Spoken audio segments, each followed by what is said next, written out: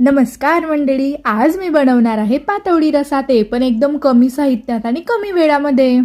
पहिल्यांदा मी मध्यम आकाराचे 3 कांदे चांगले भाजून घेतले। नंतर टोमॅटो, लसूण आणि अद्रक आणि ते कांदा त्याची चांगली पेस्ट बनवून घेतली। आता एका भांड्यामध्ये तेल गरम करायला टाकलं आणि त्यामध्ये आपण बारीक केलेली पेस्ट मी त्यामध्ये टाकली आणि त्याला चांगले परतून घेतले।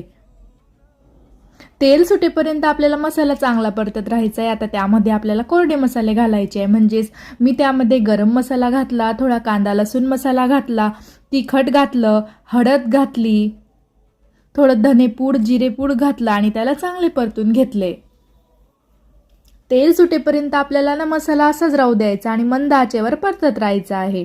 आता आपल्या वाटणातले जे पाणी आहे ते पण मी त्यामध्ये ॲड केले। आता तुमच्या चवीप्रमाणे तुम्ही त्यामध्ये मीठ घाला आणि आता आपल्याला 5 मिनिटं त्याला बारीक याच्यावर उकळी येऊ द्यायची आहे। आता आपण एकदम झटपट आणि सोप्या पद्धतीने पातवडी बनवणार आहे। एका छोट्या पातेल्यामध्ये आधी तेल गरम करायचं, त्यामध्ये थोडं जिरं घालायचं आहे आपल्याला। जिरं चांगलं तडतडायला लागल्यानंतर त्यामध्ये थोडी हळद घालायची आहे, थोडं तिखट घालायचं आहे आणि थोडा कांदा लसूण मसाला घालायचा आहे आणि त्याला थोडं परतून घ्यायचं आहे। पातवडी बनवायची पद्धत सगळ्यांची वेगवेगळी असते।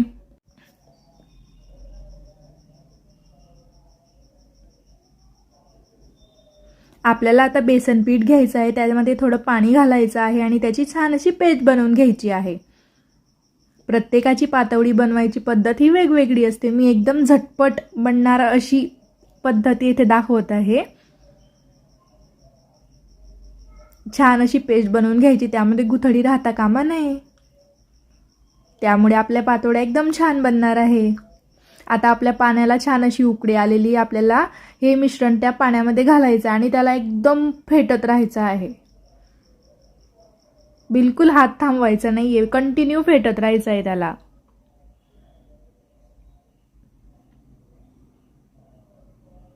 चवीप्रमाणे त्यामध्ये तुम्ही मीठ घाला।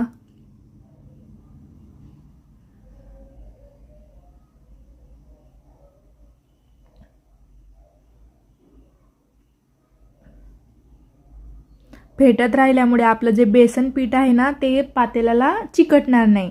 आता एका प्लेटला ना तेल लावून घ्यायचं छान असं आणि जे आपलं मिश्रण तयार केलेलं आहे ना त्या प्लेटमध्ये काढायचं आणि आता हाताला पाणी लावून मस्त अशा छान अशा पातवड्या थापायच्या।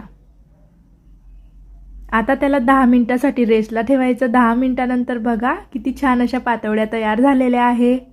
आपला जो तयार केलेला झणझणीत असा पातवडी रस्सा आहे त्यामध्ये पातवड्या टाका।